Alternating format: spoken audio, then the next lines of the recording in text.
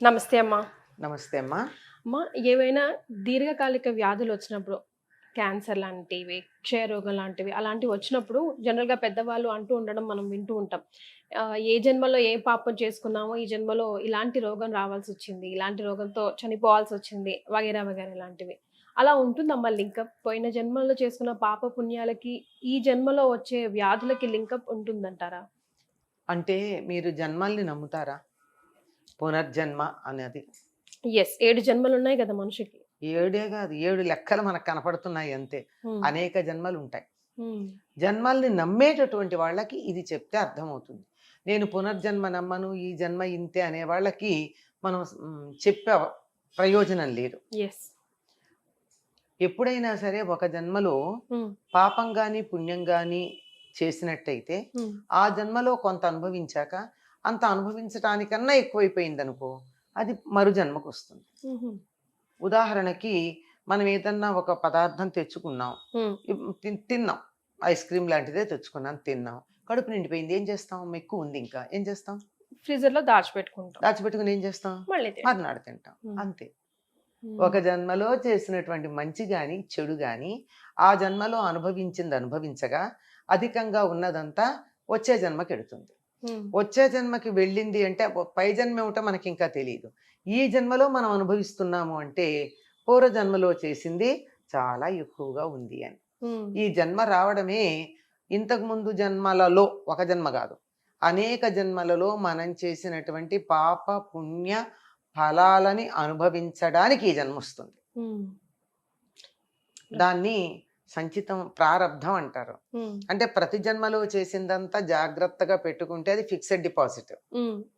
దాంట్లోంచి ఈ జన్మలో అనుభవించటానికి తెచ్చుకునేటటువంటిది ప్రారబ్ధం, ఫిక్సెడ్లో నుంచి. యెస్. మంచైనా చెడైనా దాన్ని తీసుకొచ్చి ఈ జన్మలో వాడుకుంటూ అది వాడుతూ ఉన్నప్పుడు చేసేటటువంటి మంచి పనులు ఆగామి నెక్స్ట్ జన్మకి వెళ్తాయి. అంటే ఈ జన్మలో చేసింది మంచి, పూర్వజన్మలో చేసిన మంచి ఎంత ఉంది, చెడు ఎంత ఉంది, హ్మ్. అది ఫిక్సెడ్ ఉంది. ఈ జన్మలో చేసింది వెళ్ళి మంచి ఇక్కడ, చెడు ఇక్కడ చేరింది. ఇంకో జన్మ వచ్చేప్పుడు ఇక్కడి నుంచి తీసుకొచ్చి కొంత అనుభవించేసి క్లియర్ చేస్తాం, బ్యాలెన్స్ షీట్ టాలీ చేయడానికి. హ్మ్. ఇది కర్మ సిద్ధాంతం.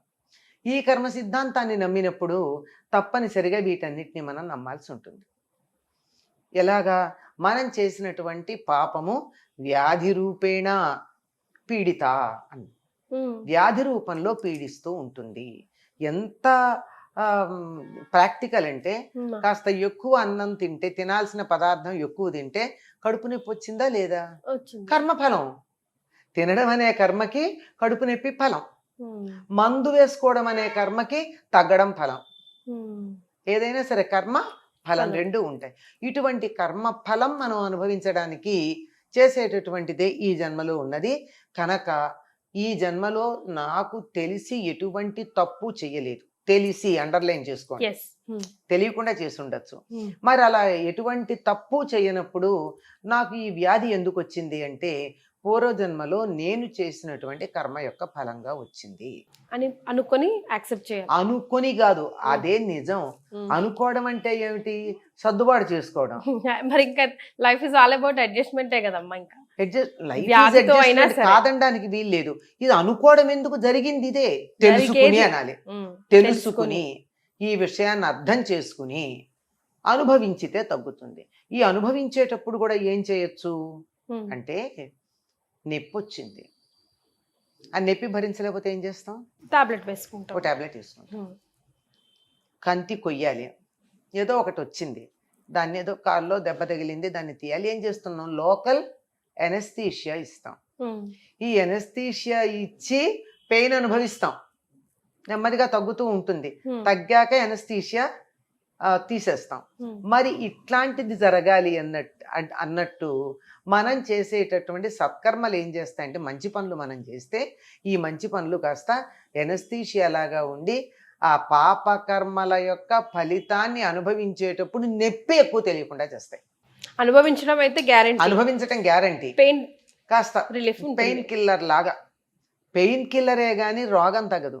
హ్మ్. ఇమాజిన్ ఎంత జాగ్రత్తగా వాడతారు పదం. హ్మ్. నొప్పి తెలియకుండా చేస్తోంది కానీ వ్యాధి పోలేదు అక్కడ.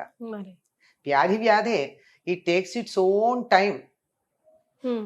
To get cured. కానీ మనం తీసుకునే వాటి వల్ల ఏమవుతుంది, పెయిన్ మాత్రం తగ్గుతుంది. ఈ నాడీ వ్యవస్థ, ఆ నాడీ కొసలు ఏవైతే ఉన్నాయో అవి కాస్త స్పందించటం తగ్గి తద్వారా మెదడుకి బాధ తాలూకు సంకేతాలు తీసుకెళ్ళకపోవడం వల్ల నొప్పి ఎక్కువ తెలియదు. నొప్పే తెలియదు అంతే. అంటే ఇది ఎంతవరకు కరెక్ట్ అమ్మా? ఈ జన్మలో మనం ఎంతో కొంతమంది చూస్తూ ఉంటాం, పాపం చాలా కష్టజీవులు, అన్ని రకాలుగా పర్ఫెక్ట్ గా ఉండడానికి ట్రై చేస్తారు, కానీ ఇప్పుడు మీరు చెప్పిన దాన్ని బట్టి చూస్తుంటే అవన్నీ పాస్ట్ జన్మ కర్మలో ఎఫెక్టో ఏమో, ఇంకా అక్కడే ఉండుంటారు, స్టేబిలిటీ ఉండదు లైఫ్ లో, ఎన్నో కష్టాలు అనుభవిస్తూ ఉంటారు. ఈ శరీరం అయితే ఏం చేయలేదు కదా. శరీరమే కాదమ్మా, శారీరకమైనటువంటి వ్యాధి గురించే మాట్లాడుతున్నారు. అది ఆర్థికం కావచ్చు, కుటుంబ పరంగా కావచ్చు, ఉద్యోగపరంగా కావచ్చు, ఎక్కడ ఏ ఇబ్బందులు వచ్చినా ఎక్కడో అక్కడ మనం చేసిన దారుణకు ఫలితమే ఇది అనుభవిస్తున్నాం. అప్పుడు కొంచెం జ్ఞానం ఉంటే ఇది అనుభవిస్తున్నాం గనక ఇక తప్పుడు పనులు చేయకుండా దీన్ని ఇక్కడికి సరిపెట్టుకుని ఇక నుంచి అన్నా మంచి పనులు చేసి బాగుపడదామన్న ఆలోచన వస్తే బాగుపడతారు. ఈ జన్మలోనే బాగుపడచ్చు. ఎందుకంటే తెచ్చుకున్నది ఇంతే తప్పు, పాపం ఇంత తెచ్చాం. నేను పుణ్యఫలాలు చేస్తూ మంచి పనులు చేస్తున్నా. ఈ పాప ఫలం నాకు తెలియకుండా పుణ్యం దాన్ని డామినేట్ చేస్తే ఇది అనుభవించక తప్పట్లా. కానీ అది ఎక్కువ అనుభవం అయ్యి ఇది చిన్నదైపోయి పెద్ద గీత దగ్గర చిన్న గీత లాగా దాని గురించి మనం పట్టించుకోకుండా వదిలేస్తాం. సో ఎలాంటి కర్మలు చేస్తే పుణ్యం ఎక్కువగా డిపాజిట్ చేసుకోవచ్చు?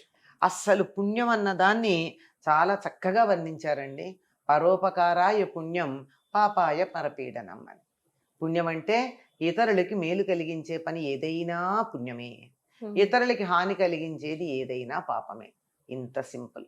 అందుకేనమ్మా పుణ్యం కొద్ది పురుషుడు అంటారు. అది వేరే అర్థం అమ్మా. పుణ్యం కొద్ది పురుషుడు అంటే మంచి భర్త దొరుకుతాడు అన్న అర్థంలో చెప్తారు కాదు. మనం పూర్వజన్మలో మంచి పుణ్యం చేస్తే మంచి శరీరం ఈ జన్మలో వస్తుందని అర్థం. పురుష శబ్దానికి శరీరధారి అని అర్థమే తప్ప మగవాడు అని మాత్రమే అర్థం కాదు. ఈ జన్మలో ఇలా వచ్చామంటే, వీళ్ళు తల్లిదండ్రులకు పుట్టామంటే, ఈ శరీరం కలిగి ఉందంటే, ఈ ఫెసిలిటీస్ నాకు దొరికాయంటే నేను పూర్వజన్మలో చేసిన పుణ్యం యొక్క ఫలితం అని అర్థం. సో మనం అంతా వీలైనంత పుణ్యం చేసుకోవాలి, మంచి పనులు చేయాలమ్మా. మంచి పనులు, ఇతరులకి మేలు కలిగించాలి. చాలా తేలిగ్గా చేయొచ్చమ్మా మంచి పనులు చేయడానికి, పెద్ద కష్టమే అక్కర్లా. కోటీశ్వర్లు లక్షలు దానం చేస్తారు, లక్షాధికారులు వందలు చేస్తారు. మనం 5-10 కూడా చేయగలుగుతాం, చేయలేకపోతాం మనకున్న స్థాయికి. కానీ మనిషిని ఓదార్చచ్చు కదా, కష్టం కలిగించకుండా ఉండొచ్చు కదా, పర్యావరణాన్ని పాడు చేయకుండా ఉండొచ్చు కదా, నీటిని వృధా చేయకుండా ఉండొచ్చు కదా. ఇవన్నీ పుణ్యకార్యాలేగా, నలుగురికి ఉపయోగపడేవి. ఇలా ఏదైనా సరే మనం ఒక్కసారి లెక్క వేసుకోండి. రోజు పడుకునేటప్పుడు ఇవాళ నా వల్ల ఎవ్వరికన్నా దేనికన్నా ఇంత ఉపయోగం కలిగిందా? నేను ఓ చెట్టుకి నేను నీళ్లు పోసానా? ఓ మనిషికి కష్టం వస్తే ఓదార్చానా? ఆకలితో ఉన్న వాళ్ళకి ఇంత అన్నం పెట్టానా? బాధలో ఉన్న వాళ్ళకి ఉపశమనం కలిగించానా? ఏదో ఒక చిన్న పని. కష్టంలో ఉంటే దామ్మా అని చేయి పట్టుకుని అట్టించడి తీసుకెళ్ళానా? ఏదైనా సరే ఒక్కటి మన వల్ల ప్రతిరోజు ఒక్కళ్ళకన్నా ఇంతన్నా, కనీసం చీమ కన్నా మనం ఏదో ఉపయోగం చేస్తుండాలి, పక్షి కన్నా ఒక ఉపయోగం చేస్తుండాలి. వాటికి అవి అని ఆనందపడేట్టుగా మనం చేయగలిగితే అనుకోవచ్చు. బోల్డ్ పుణ్యం సంపాదించుకున్నాం. రైట్ అమ్మా, థ్యాంక్ యూ సో మచ్.